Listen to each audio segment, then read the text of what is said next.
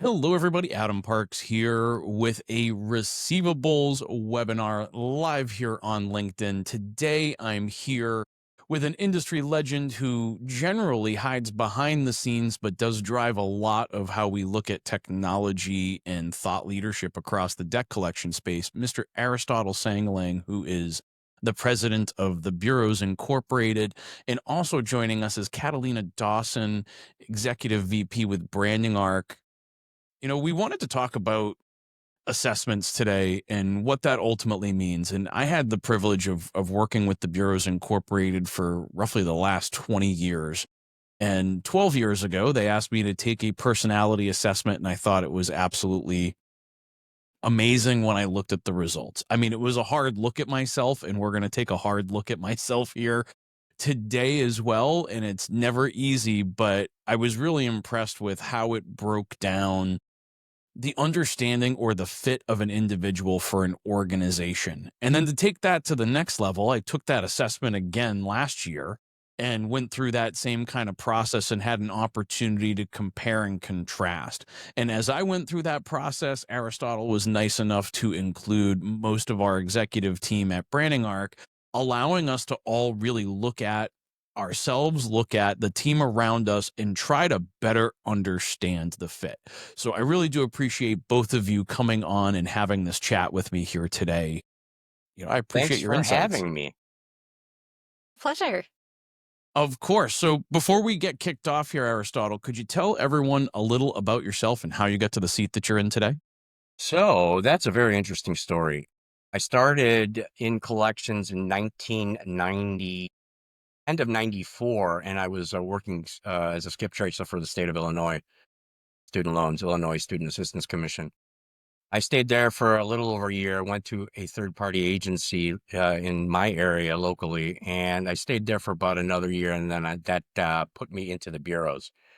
I started at the bureaus as a collector, a really entry-level collector, really, um, and then worked my way up, saw opportunities in improving the process in the job that I had there as a collector. Then when I got promoted as a manager a couple years later, I implemented another set of different strategies that were very much different from what the typical strategies were in the late 90s. And then in the 2000s, mid 2000s, I became the president of the bureaus after 10 years at the bureaus. And I've been in this role ever since. So since 2007, I've been in this role. And we've developed tons of analytical tools for the business, ways to work smarter, not harder, ways to be able to create strategies that stand the test of time, regardless of how the environment changes, which, as we all know who have been in this industry now, I'm almost 30 years in this industry, seen a lot of changes. This is not even the same business that I started in. Thankfully, some of the strategies that we've implemented have stood the test of time, and this being one of them. We took on a consultant back in 2009 because I was very frustrated. We live in a very competitive collection market here in Chicago. And, it used to be a joke that every agency had a revolving door and the same people will go in and out. And I was thought to be naive, thinking that I could find other kinds of collectors or the same quality collector without the collector, for lack of a better term, baggage, bad habits, etc. Because let's face it, people that usually end up as a collector, it's not the first job they pick. It's not the job they wanted. It's not the job they went to a career day for, you know, in high school or college. So, the people we had, these were just people trying to make ends meet. So I was trying to find a way to get a skill collector's skills with a different kind of employee, just like to be able to pull someone off the street, really, and put them behind a desk and have them work. And I knew that was going to be a challenge. And I knew I didn't know everything there was to know about behaviors. So we took on this consultant for that very purpose, because I wanted to open up our employment pool to make available people that otherwise wouldn't have collection jobs, find the right people that had the right profile that we could mold. I always felt that, collections, just like any skill, is trainable. You could teach people how to do it. Sure, there's some natural tendencies you look for, like people skills, but by and large, if you either have the right behaviors or the right motivators, you could turn a average Joe into a skilled bill collector. So that's what we did. And we've been using it ever since. And we used you in 2000, I believe 2012. I'll let you try the assessment. And then again in 24. So that's a 12-year difference. And it's very interesting how yours looks, you know? What a difference it showed, right? It was not, I'm not in the same role. I'm not with the same organization, right? It was the very beginning of me starting to put together branding arc and what became receivables info. And in comparison to then and to now and what my leadership style looked like working for somebody else or having just stopped working for somebody else versus having been running my own organization for many years, for me it was really interesting to see how these assessments are not about right and wrong. It's not about did I do it correctly?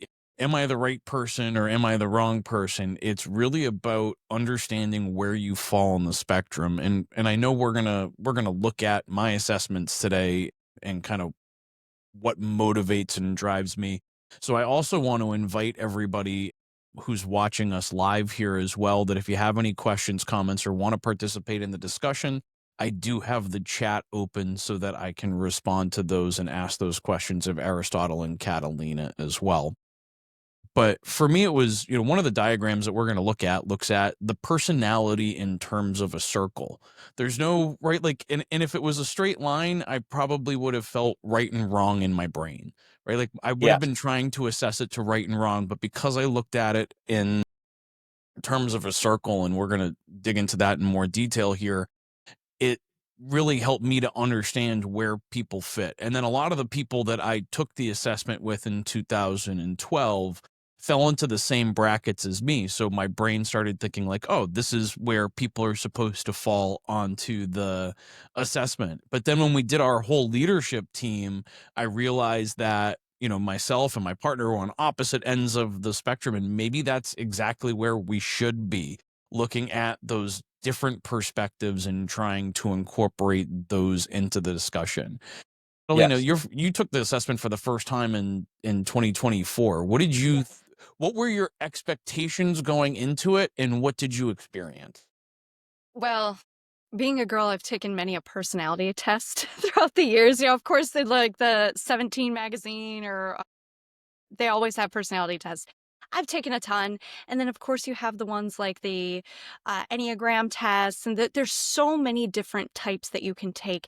And this one did stand out as very unique. It is by far the most in depth I've ever seen, partially because it never put you in a specific category. It never said, oh, you're a number 7 on this, or oh, you're, an ENFJ or whatever it is.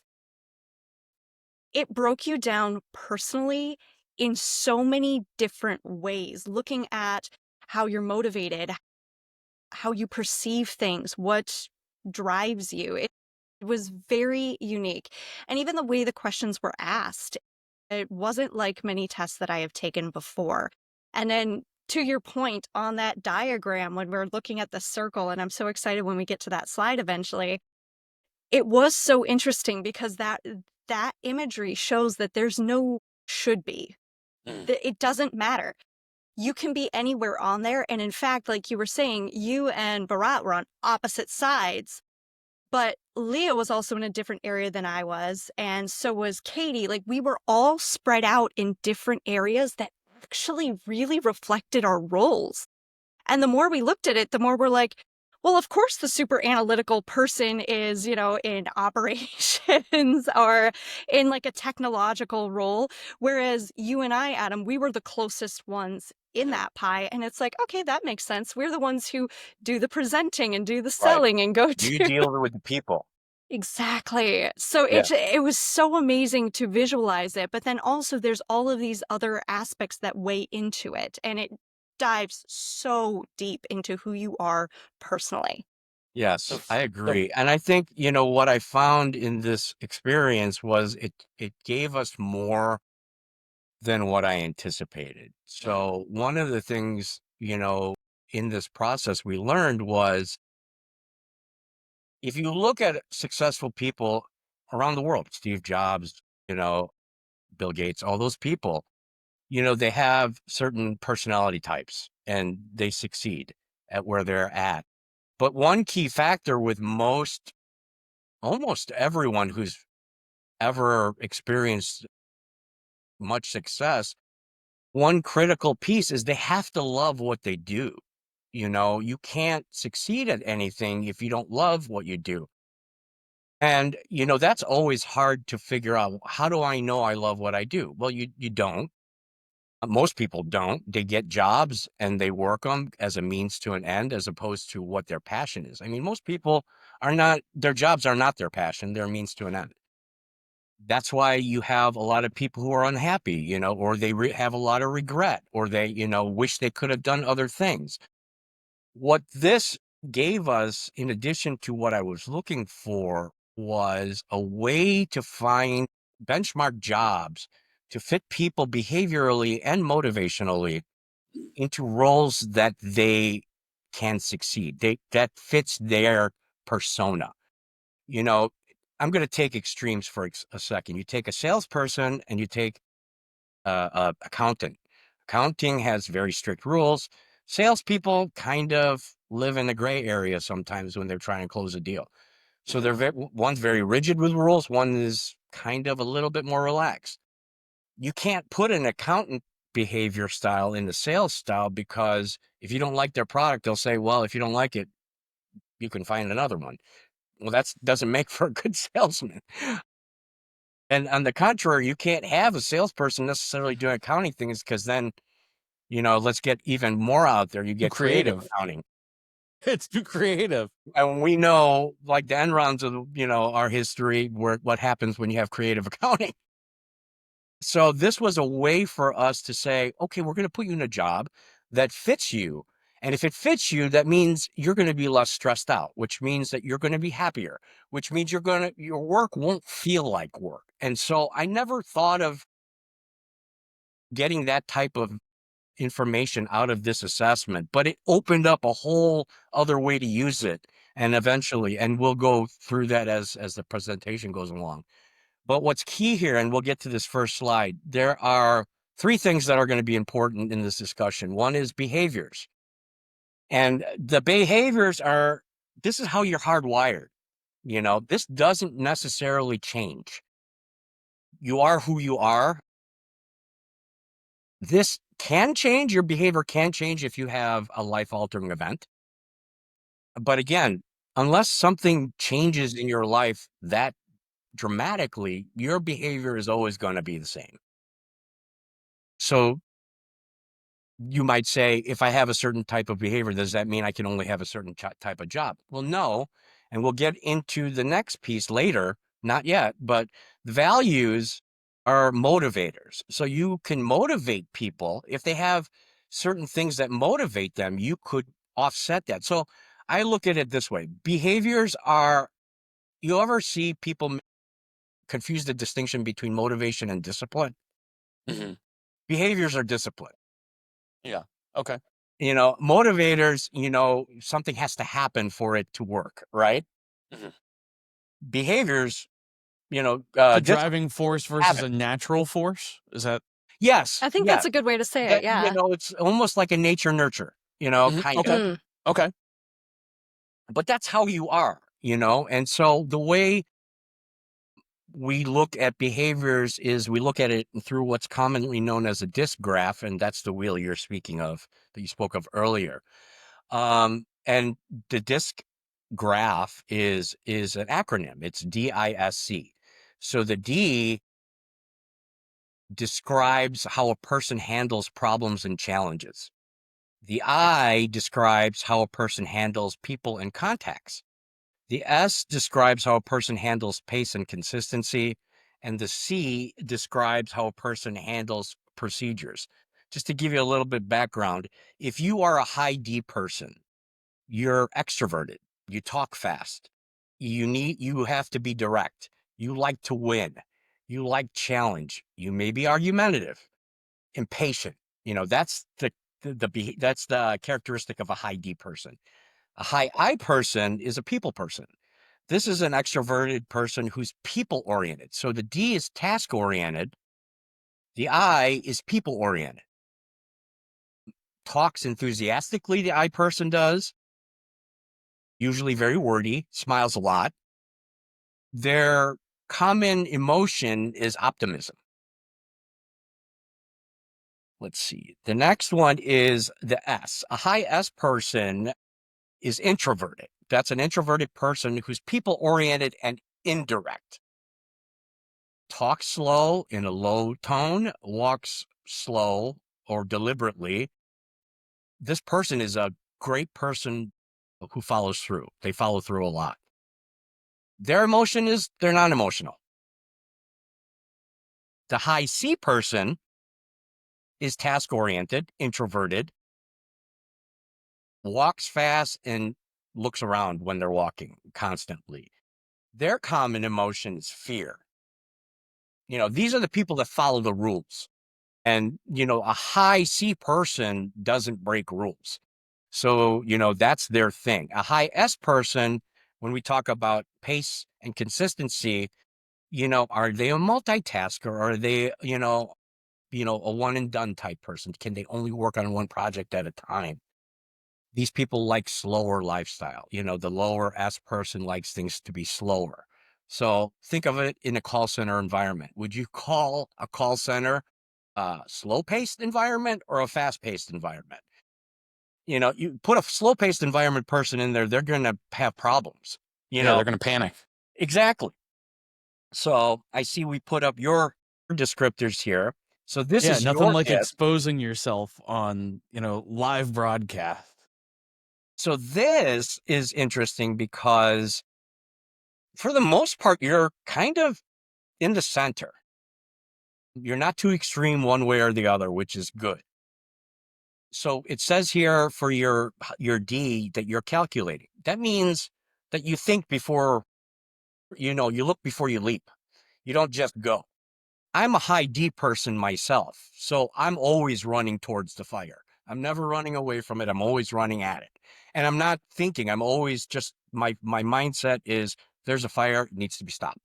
Yours is there's a fire that needs to be stopped, but wait a second, there might be other things that have an impact. If I just go ahead and smother it, something else might happen. You're a little bit more methodical. Your influence, obviously, you're a people-oriented person. So therefore, No surprise there. no surprises there. So, that's how yours is pretty high up there. So in this case, you could tell you're a high I person. So again, we'll go by the high I people. Extroverted, people-oriented, indirect, talks enthusiastically, needs to interact, usually wordy, and smiles a lot. I mean, Sounds look, like me. you're smiling right Yeah, now. it does. It sounds like me. A little bit. And Little this bit. is one of the areas where Adam and I overlapped quite a bit. I pulled up my test here too, so I can follow along. Mine actually goes up to enthusiastic for I. Yes. So I'm up Yes. there as well. Here, your study is you're active. So you're not, again, you're not overdoing it.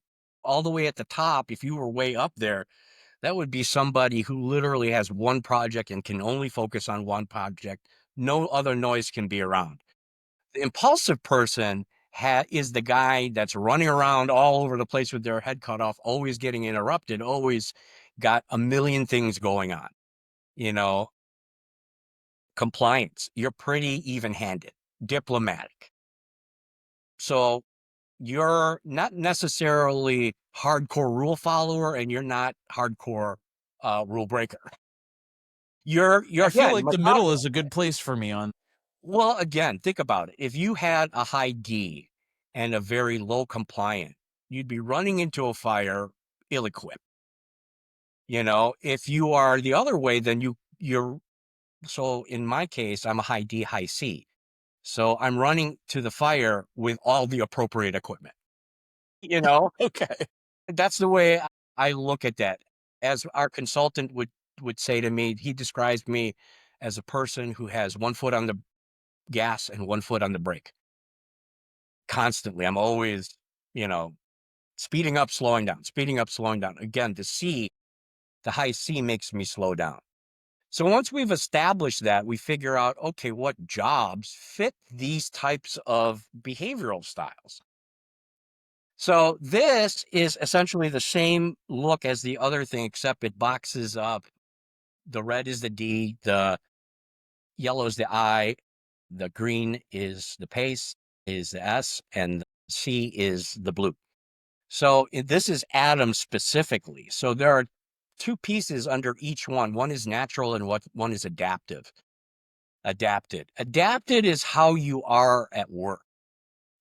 And natural is just how you are when you're by yourself and it's just you or you're at home and you're not working. In the ideal situation, your I and your natural and adapted would be in the same place on the behavioral wheel. When it's not, then you have to find out by what degree, So if you want, I believe the next one is the graph you're speaking of. There we go. Yes. So The we'll wheel, start. this to me is everything. This Yeah, this is well, the best description of how people fit into an organization, but visualized. exactly. Is there a way we can make that a little bigger? There we go. You can zoom Just a so we little. can see Yeah. the words. Yeah, there we go. Oops. There we go. There we go. So let's look at the 2024 so that it's more current. As you can see, Adam's star and his circle are in the exact same spot and pretty close to the center, which makes him very flexible. But because his star and his circle are in the same spot, that means he doesn't feel there's a need to change his behavior when he's at home. And he doesn't feel like he needs to change his behavior when he's at work. It's the same behavior. Adam at work is Adam at home. Now, contrast that with his 2012, which again is very different to the degree that his natural was way out on the outside where his star is where it is now. So his star hasn't moved, but his natural has. Now, like I said before, behaviors don't change. But obviously something happened to you between 12 and 24 that changed. That I would went be a from being a meaningful change. salesperson, right? Like I was a partner at Sterling Capital Management. I was actively selling all day, every day. And my world changed to being able to provide a service and to become part of other organizations. Because 2012, when I took that, was I was running Branding Arc and we had just started Comply Arm. So this kind of started at the beginning of that world of starting. Really, my whole world shifted upside down to go from being a salesperson to really shifting gears quite hard and focusing on the compliance, the policies and procedures, the software development, and all of that required a different person. Like those two personalities don't accomplish the same thing, but I find joy. One of the questions that I always ask people in our one-on-ones internally is what's bringing you joy in the role? Like what about what you're doing right now is bringing joy? And although I may be very good at being a salesperson, I'm not sure that's where I find my joy. I think my joy is more towards leading a team, bringing people together, and finding that balance amongst multiple points of view. Right. But here's the importance of what we're seeing the differences here on the two circles. So let's assume that the star in 2012 is literally all the way at the far left under coordinator. Mhm. Let's say, and that your natural is where it is right there on the 2012. So that would be an example of literally being on opposite ends of the wheel. And if you think about that in terms of a person who that's Jekyll and Hyde. I mean, that's how I would describe it, Jekyll and Hyde. You have Good two analogy. completely different people when they're at home versus when they're at work. And so let me ask you this. If that was a thing that you had to constantly manage, changing roles back and forth, how stressed do you think that would make you? The amount of stress that comes with having to be somebody other than who you naturally are is incredibly high. And I think it also creates a lot of dissatisfaction in the role that you're faking. Right? You can never Hmm. really enjoy it if you're faking it. If you can't like if you don't love what you're doing the wrong thing. Another Exactly. another thing we talk about a lot. Right. And when I say people should be doing what they love, it's not a specific job per se, like I want to work for a certain company or whatever. It's what that role requires of it needs from you. And if what it needs from you is what you have naturally, then you're going to enjoy it. You don't know. Like, for example, I didn't know I was going to love the job I had until I had it, until I was doing it and found that it was rewarding for me. That's the only way I knew. If I was miserable, I would have left. But unfortunately, a lot of people kind of stick to the job they have because, it's the devil they know. And Mhm. they're afraid that if they go somewhere else to something that's vastly different than what they're currently doing, that they're going to start at the bottom and they're going to be miserable. That's not true. If you find something you like, you won't mind starting at the bottom. I can tell you that my job satisfaction in 2024 and my job satisfaction in 2012 were very different. And I may have been a partner or owned both companies, but that didn't really change it. The role that I was playing within those organizations was very different. And, now I wouldn't trade for anything. And I definitely can't be a different person at work and at home because I work from home. And oddly enough, ironically, everybody does. Most people Yeah. do. So, Fair. think about it. If you have the extremes and you're Jekyll and Hyde and you have to be remote, boy, that's miserable. Hmm. That's miserable. Now So you got to be somewhere else, someone else in the place where you live. exactly. I can't imagine that being fun. It's like it's like you're a character, right? I'm going to be Aristotle. I'm Aristotle at TBI, but I'm Eris at home. I'm turning on Aristotle now. You Yeah. know, I'm Aristotle at home. I'm Aristotle at work. Yeah, it's hard to shift gears like that within yourself and to be somebody that you're not naturally. And sometimes we try to fill a role because we got an education that tells us that we're supposed to do this particular task, and we've done all of our training and all of the things around that particular task. We get out into the real world, we realize I don't really like that task. Like that's not where I'm finding joy. And I've seen it within our own organization in terms of asking that question, where do you find the joy? Mhm. And I probably need to run these assessments with more folks and get a better third party view of it versus just trying to extract it through conversation. We've modified a lot of roles in the organization and a lot of different people's jobs based on where they were finding joy within the tasks that they were completing on a daily basis and trying to customize those roles in a way that made sense. From a debt collection perspective, not so easy to go customizing them roles, right? Like it's 85% of the organization's activities are compliance driven and all the same. And it's that other 15% where we get to find ourselves being a little special. Right. But So something that's that you how. can customize that this test also goes into is communication. Yes. So a step further is not just what role they would go into, and this is actually our next slide too, but it's oops, I went way It's too far. actually it's at the end. Right here? No, I no, thought at the this very end. down here, you mean? Thought it was. No, the communication tips was Yeah, the next one. it was this Oh, one. yeah, yeah, yeah, yes. Yeah. Yes, I'm So sorry. it tells you in the test, it breaks it down even more than just this, but great ways overall of how to communicate with people. Like on mine, for example, ways not to communicate with me include being curt, cold, or tight lipped, rambling, or my favorite one is dream with her or you'll lose time. And that makes so much sense with me because I can get off on crazy tangents. You can go down the rabbit hole.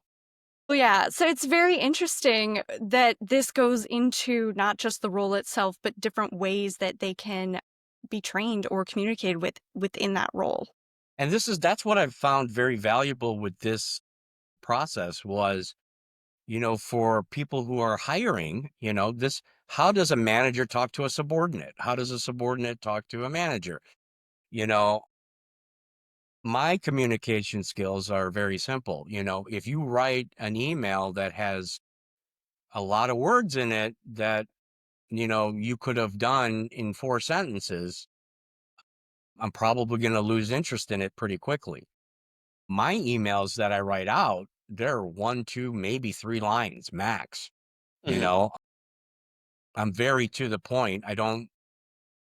I sometimes have to go back and put in the pleasantries at the beginning, like good morning or good afternoon. Cause I open an email, I start writing. That stuff doesn't pop into my head, not because I'm not interested. It's just not how I'm wired. When we're talking about the way you are hardwired, it's not that I don't care about people. It's just, it's not the first thing that comes to my head when I'm writing an email is the salutation. I don't think about it. And, this helps people who are trying to either pitch me or, talk to me a way that they're going to get the most of my attention is to communicate with me the way I like to be communicated with. And conversely, I have to look at this same thing when I'm dealing with people that are more people oriented than I am. Because I'm a high D, so I'm a task oriented person where, Marion Sangalang is a people, person, and so she's going to write emails very differently than I am. She's going to have more emojis in her messages. I won't have any, you know, Look, I'll that's tell you very, this, when we look at the compliance aspect here, the compliance block, I feel like this is something I should probably give to all new hires at my organization, because this is quite literally the definition of, even internally, preparing your case in advance, right? Like, come prepared to the discussion or don't come to the discussion at all is generally my take on it. hmm And I know that maybe it's lack of time or whatever, but I don't need people preparing their case while we're in the middle of that, discussion. Sticking to the business at hand, being accurate and realistic. But on the flip side of that, don't be giddy, casual, informal, and loud. I'm trying to get straight to the point and get out. There's a lot of things to do in a day. Pushing too hard or being unrealistic with deadlines. That is That's a like big one. my all-time pet peeve. Look, tell me it's going to be ready next Friday. right. That's okay. But if you tell me it's going to be ready on Monday, my expectation will be Monday. And if it arrives on Tuesday, I'm not happy. Now, that right, wrong, or indifferent, it is definitely the way that I am. And that was not like a specific question in this assessment. It was just, it's the evaluation of it. And don't be disorganized and messy. So, don't show up to a meeting without your materials in order. Have your case prepared in advance. Don't be trying to grab it all once you've got my time and attention. You got to get straight to it, which I think is important. So we did have a question come through here, Aristotle, that I wanted to ask. How does TBI use the Rainmaker assessment when considering new service providers, and why? What is the benefit it provides to those communication tips in driving that type of discussion with a new partner?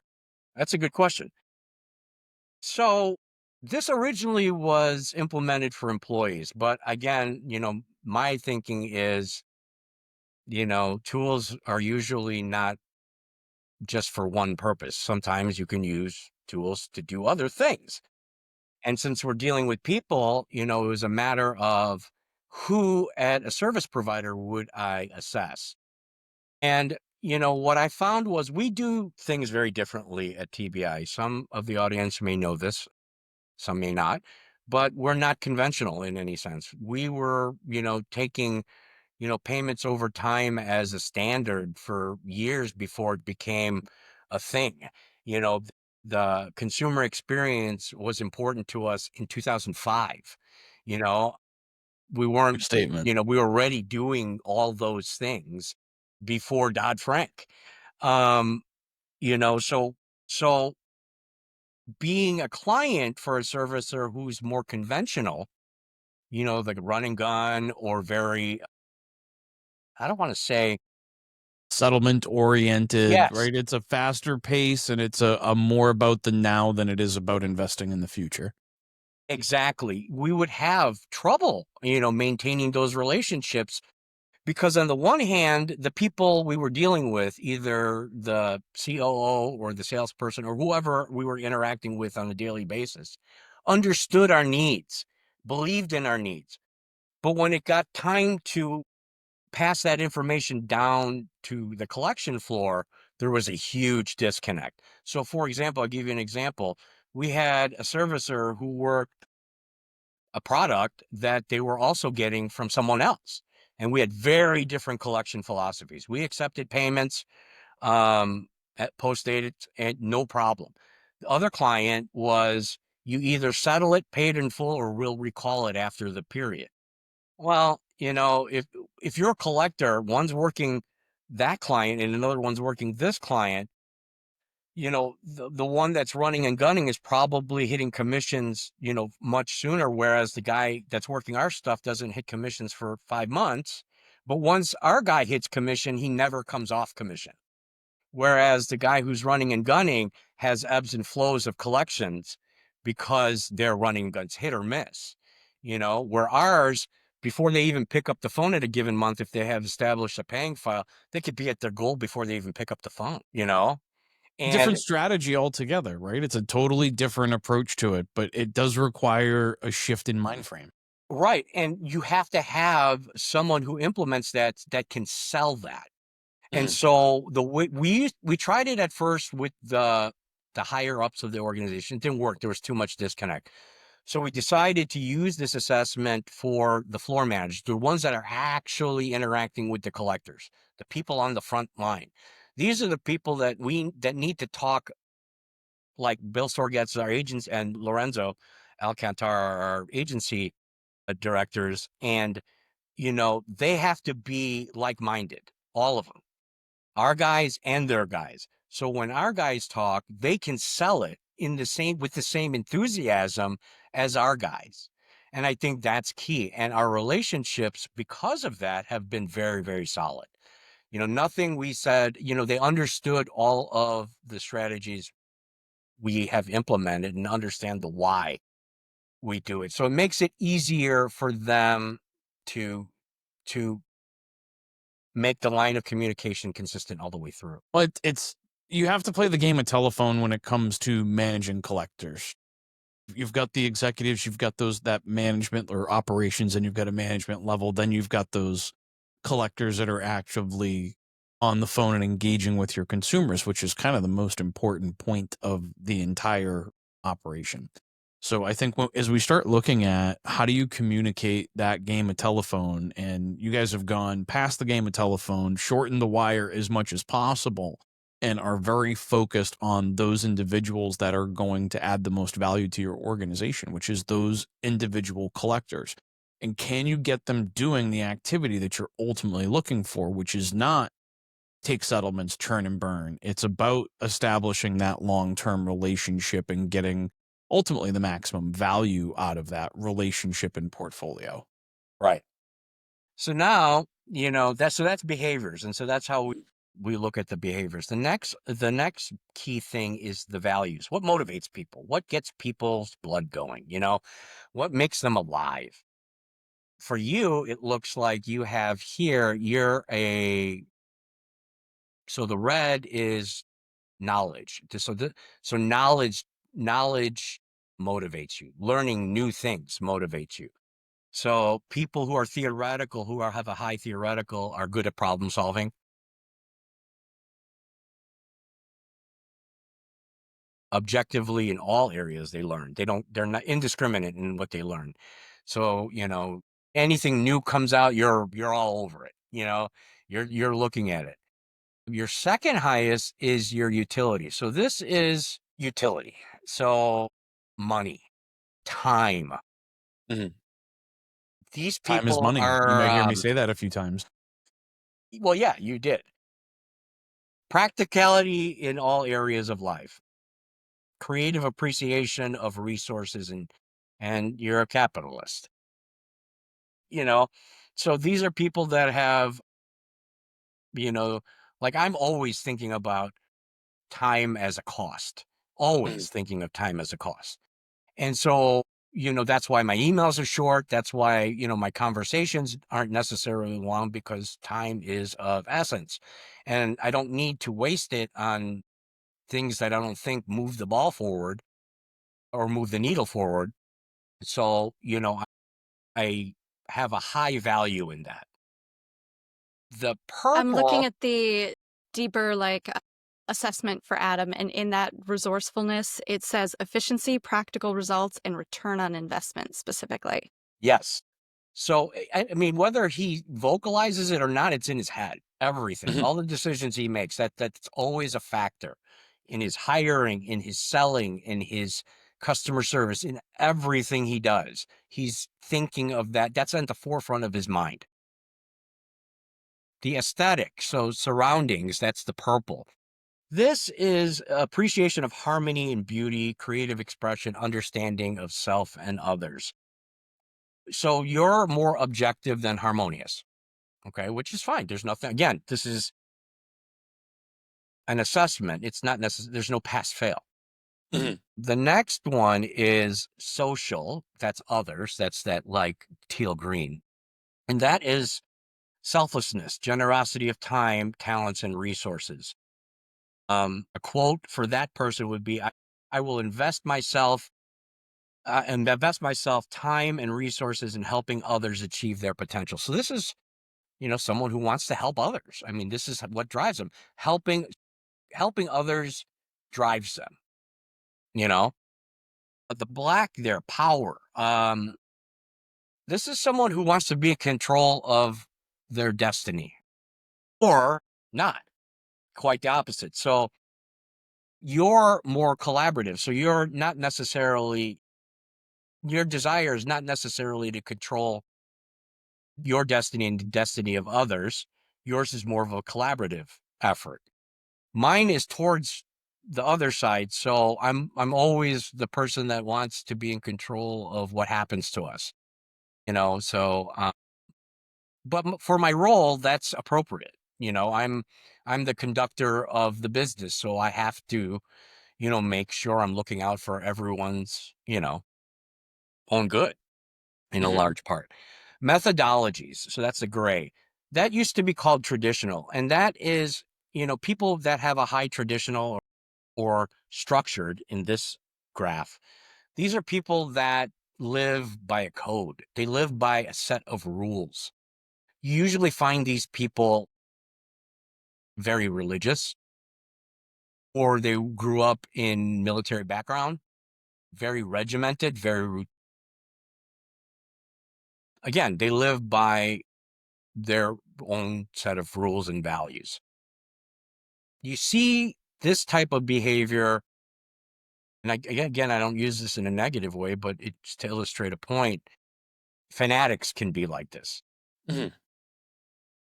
Substance abusers can be like this, or recovering substance abusers can be like this, where or born agains could be like this, where they're anything and everything is, tied to their religion or their belief.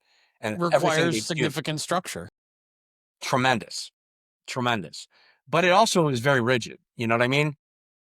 It, not if you are If you're very, all the way unstructured, then you have no flexibility to the way in which you're going to behave, operate, or think, right? It has to be a certain way. And I would think that that type of person would have a very right and wrong, right? Like yes, black and white kind of mind frame. yes, So yes. it's interesting. I'm looking again at my report. Mine's completely the opposite. I'm towards receptive with a score of 93, Hmm. which That's to me high. makes sense. It's saying a lot of possibilities. I love options. I love new methods. And I'm also very ADHD. So that makes sense to me that I'm like open to everything. Well, and that's a good word, open. So you think one Yeah. extreme is open and one's closed. You Yes. know, you won't do a certain thing when you're way to the other way. So, I mean, you're Hmm. very adaptable. Change in the world doesn't deter you. Can you imagine what change is like to someone who's highly structured? Wow, Mm. that could be difficult.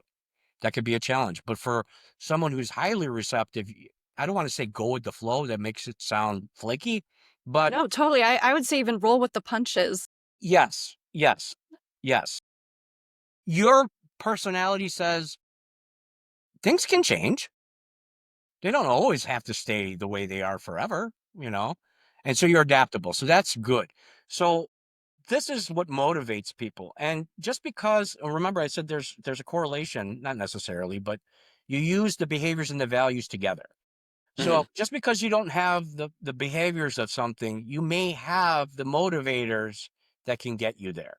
So for example, if you don't have the behaviors that make you a persuader to be a bill collector, right? Bill collector in the wheel would probably be a persuader. So if we're looking at a clock, probably 3 to 5 o'clock on the wheel.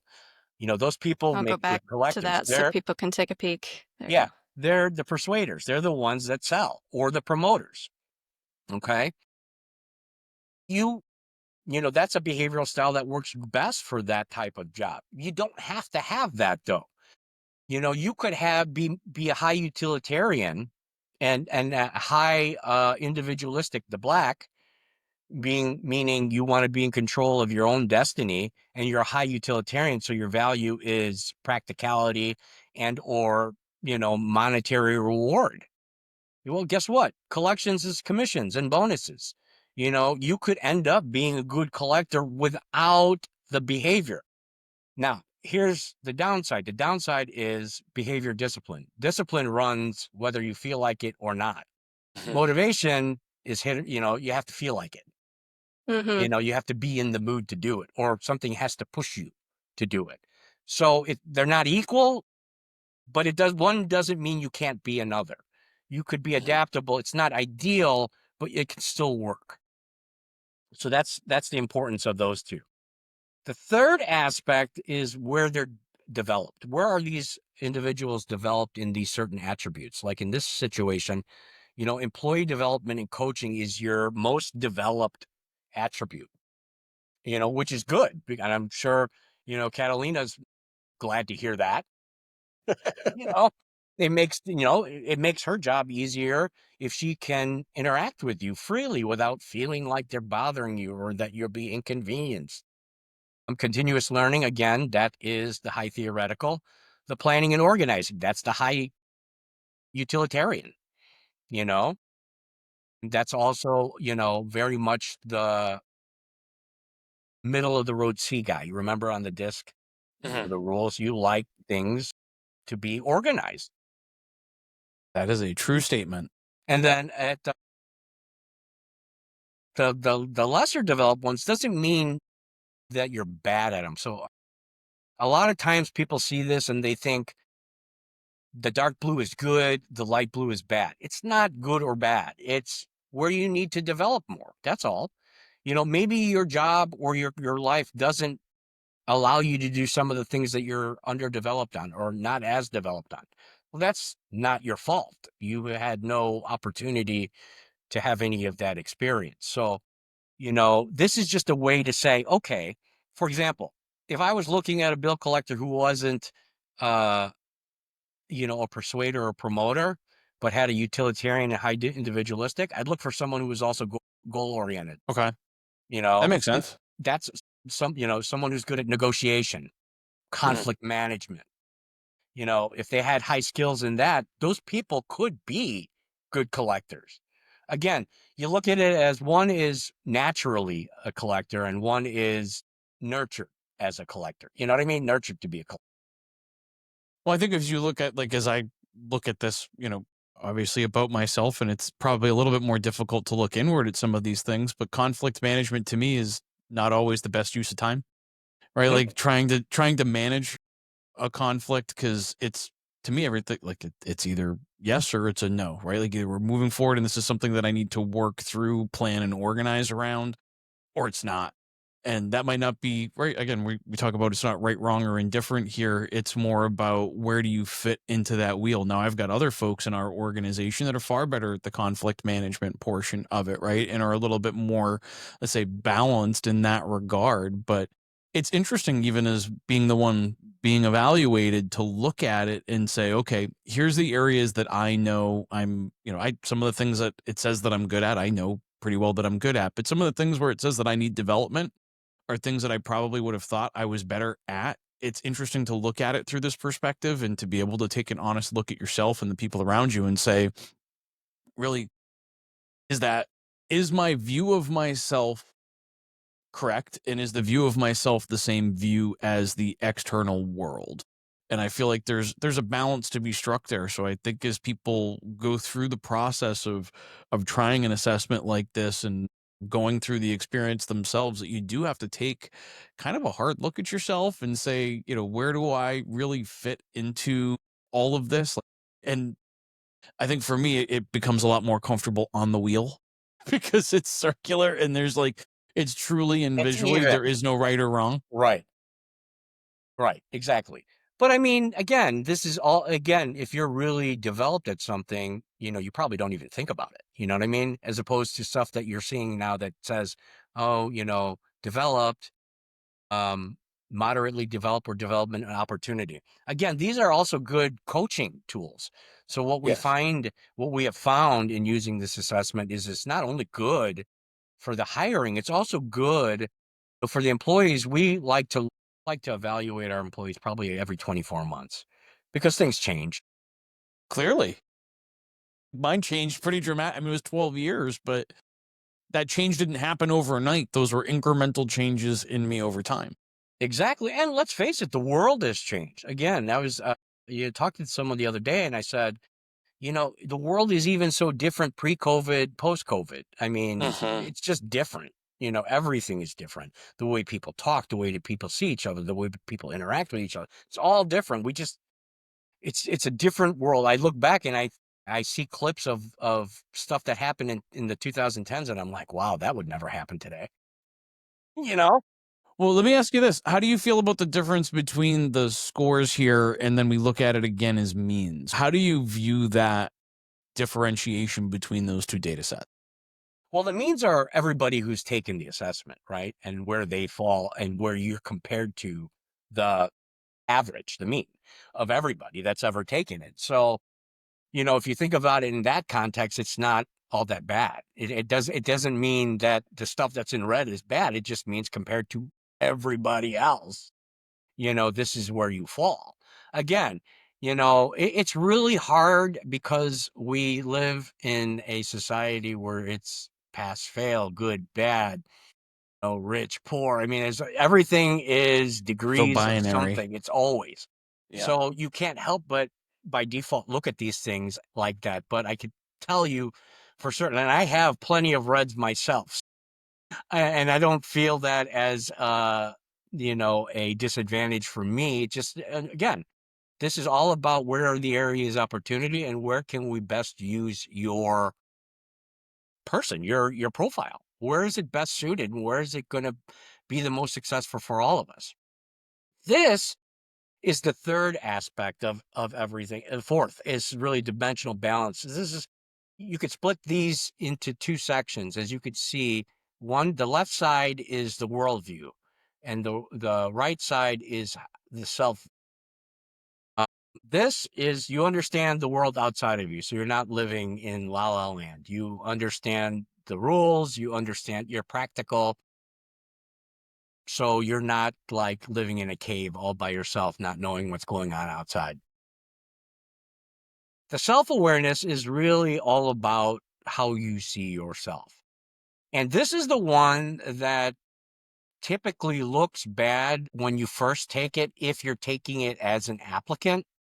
If you're trying to get a job, let's face it, sense of self, depending on why you are looking for a job, your sense of self might be pretty low. Mhm. Your self-awareness might be pretty low. Your direction, your sense of direction, like which way are you going, could be down because again, you're looking for a job. So that when I see that, it seems natural to me if they're, depending on what their circumstances are in applying. But over time, you don't want to see that. You want to see it where yours is pretty much, you know, where it is. You understand yourself. That's important. And a lot of people think they know themselves, but they don't. They have a distorted view of themselves. And I think this really, really helps you see that. And it's important to know the mindset that someone's in when you're talking to them. Like knowing this, if I interview this person and I know that their sense of self is very low, I'm not going to interview them and say, what was your biggest failure? You know, I might say, what was your greatest success? You know what I mean? I might go the other way, but that's stuff that I would need to know. And again, look, everything is about communication in the end, right? And if we understand the other person and they understand us, that just makes the playing field great for communication. And, that's where the disconnect is most of the time, is people misunderstand each other.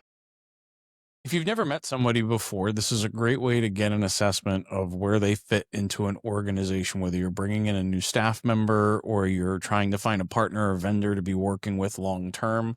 I Yes. think in business, we're all looking for long term. Very rarely are we looking for someone to fill the stopgap, right? We're always looking for, I always tell people when we're hiring, look, I'm looking for someone to sit in your seat for the next 10 years. Is this the kind of role that you feel like you could do for the next 10 years and that you would enjoy? It's not always an easy question, and I'm sure it throws some people off, especially when we're hiring internationally, because it's not a question they get quite often. But for me, I think it's important that we understand, what is the motivation behind this? Where are we trying to go with people, and how can we get to an understanding of the people around us as quickly as possible? Yes. Yes. And I look at it Otherwise, like this. hiring, onboarding, recruiting, training, all of those things are very, very expensive. So we spend all of this money, right, to try and get somebody to become part of our organization. If they only last a couple of weeks, we have wasted a lot of money. And with 88% of companies having trouble hiring and 81% having trouble retaining the people that they do hire, this has become infinitely more important over the last 3 or 4 years. Well, I look at it this way. In our business, we buy all sorts of data for accounts. We score them, we get attributes, we do this, we order credit bureaus. If we find the value in doing that, in understanding a person that will never necessarily interact with other than in a collection capacity, why wouldn't something like that be important for your employees or your service providers? I can't see investing. If you think it makes sense to order a credit bureau for a consumer, why wouldn't you put an employee through this? Turnover is extremely expensive. Mhm. And it's like, what people don't notice is because they don't see the money pouring out from turnover. It's not like you're opening your wallet It's and not the a money's line pouring item. out of it. Yeah. It's one of those kind of hidden costs that people say, if I don't see it, it's not there, but they realize it when they're constantly trying to fill seats. We've been fortunate. Our average tenure for employees is probably 8 years. But Most of you've the been men, doing this for 10 I plus years now, right? So I've it's been doing this process since 2009, so 16. It's a long time. And it's the one product that I'm not going to stop using, because especially in an environment that's constantly changing, you better have people that can change. Otherwise, you have a big ship with a tiny rudder. Mm. You're the Titanic. You're going to crash into the real iceberg. hard to steer. Exactly. Yeah. But if you have the right people, then no matter what the changes are, you guys can roll with it. And that's kind of how I've looked at the hiring. Is most people hire just for today. I'm hiring for today and tomorrow. Like, what could happen tomorrow? One of my favorite books is this book called QBQ, and there's a section in it called Beating the Ref.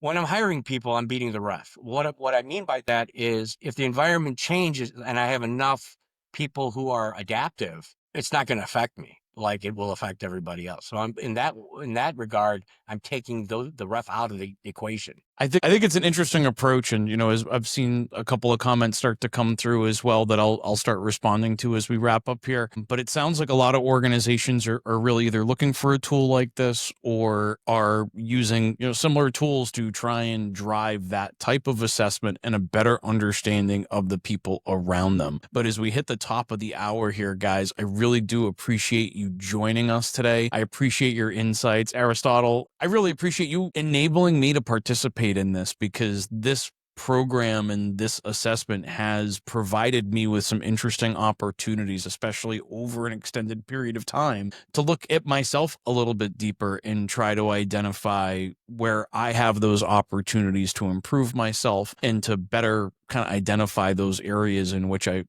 probably a little bit more developed and can spend less time trying to grow myself. So this has been a great experience for me. Well, you may not need to. You may have people that can do that for you. Again, just because it's something that's not developed doesn't mean it's something that you need to develop.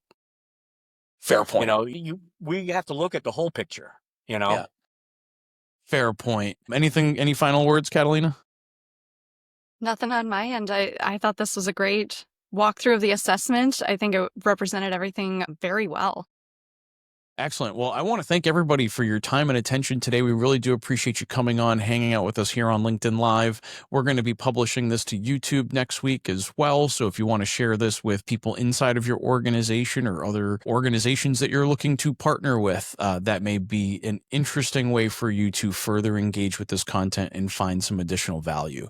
But thank you guys so much for your time and attention today. I really do appreciate it. Aristotle, Catalina, I appreciate you participating today, and we'll see y'all again soon. Thank you. Thank you. Bye.